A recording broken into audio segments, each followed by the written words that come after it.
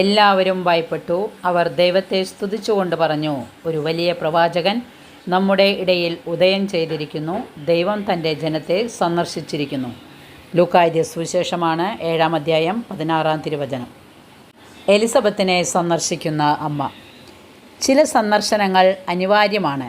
ജീവിതയാത്ര കുറേ കൂടെ സുഗമമാക്കാൻ അത്തരം സന്ദർശനങ്ങൾ നമ്മെ സഹായിക്കും. പൂജ രാജാക്കന്മാർ ചെയ്തതാണ്. അവർക്ക് രക്ഷകനെ കാണാൻ അത്ര ദൂരം പോകേണ്ട ആവശ്യമുണ്ടായിരുന്നില്ല. ഒന്ന് വിളിച്ചാൽ മറിയവും ഔസേപ്പിതാവും ഉണ്ണിയെയും കൊണ്ട് അവിടെ പോകുമായിരുന്നു. എന്നിട്ടും അവർ അവനെ സന്ദർശിച്ചു എന്നാണ് തിരുവചനം. ഒരു വാൽ നക്ഷത്രത്തിൻ്റെ പിന്നാലെ പോയി അവനെ കണ്ടതും അവനെ സന്ദർശിച്ചതും അവർക്ക് വഴിത്തിരിവായി. അവർ മറ്റൊരു വഴിയിലൂടെ മടങ്ങിപ്പോയി എന്ന വരിയിൽ തന്നെ സന്ദർശനത്തിൻ്റെ സാധ്യതയും സമ്മാനവും സുവിശേഷകൻ രേഖപ്പെടുത്തിയിട്ടുണ്ട്.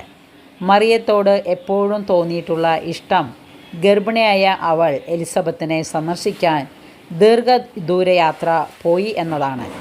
ആ സന്ദർശന വേളയിലാണ് അവർ പരസ്പരം പരിശുദ്ധാത്മ സാന്നിധ്യം അനുഭവിച്ചത്.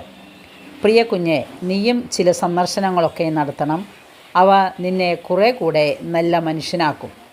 കൃപയ്ക്കുമേൽ കൃപ നിന്നിൽ നിറയാൻ സഹായിക്കും. പ്രത്യേകിച്ച് അനാഥാലയങ്ങളിലും വൃദ്ധമന്ദിരങ്ങളിലും നീ പോകണം. ഒരു നേരമെങ്കിലും അവരോടൊപ്പം ഇരുന്ന് ഭക്ഷണം പങ്കിടണം. അവർ പറയുന്നത് കേൾക്കണം. ഒരു ദിവസം സിസ്റ്റേഴ്സ് നടത്തുന്ന വൃദ്ധമന്ദിരം സന്ദർശിക്കാൻ പോയപ്പോൾ അവിടെയുള്ള ആരുടെ മുഖത്തും ഒരു സന്തോഷമില്ല. എന്തേ ഇത്ര സങ്കടം എന്ന ചോദ്യത്തിന് അവരെല്ലാവരും ഉത്തരം പറഞ്ഞത് അവരെ ശുശ്രൂഷിക്കുന്ന ബഹുമാനപ്പെട്ട സിസ്റ്റേഴ്സായിരുന്നു. ഇവരെ ഇവിടെയാക്കി പോയ മക്കൾ വർഷം പലത് കഴിഞ്ഞിട്ടും ഒരിക്കൽ പോലും സന്ദർശിക്കാനായി തിരിച്ചു വന്നിട്ടില്ല. അതിൻ്റെ സങ്കടമാണ്. അച്ഛാ, എൻ്റെ ഉള്ളിൽ പെട്ടെന്ന് ഇരുട്ട് കയറാൻ തുടങ്ങി. അമ്മയെ ഫോണിൽ വിളിച്ചിട്ട് നാളുകളായി. അപ്പനോട് സുഖമാണോ എന്ന് ചോദിച്ച കാലം മറന്നു. വീട്ടിലേക്ക് ഒന്ന് പോകണം. തിരക്കുകൾ മാറ്റിവെച്ച് എൻ്റെ സന്ദർശനം അവർക്ക് സന്തോഷമാകുന്നുണ്ടെങ്കിൽ എൻ്റെ ചില അസൗകര്യങ്ങൾ മാറ്റിവെക്കുന്നതല്ലേ നല്ലത്.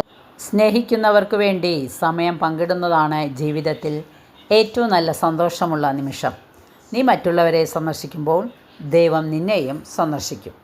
പരിശുദ്ധ മറിയത്തിൻ്റെ ഭക്തർ ശുദ്ധീകരണ സ്ഥലത്ത് വേദനയാൽ പീഡിപ്പിക്കപ്പെടുമ്പോൾ അമ്മ അവരെ കൂടെ കൂടെ സന്ദർശിച്ച് ആശ്വസിപ്പിക്കുന്നു. ഇത് വിശുദ്ധ അൽഫോൺസ് ലിഗോരിയുടെ വാക്കുകളാണ്.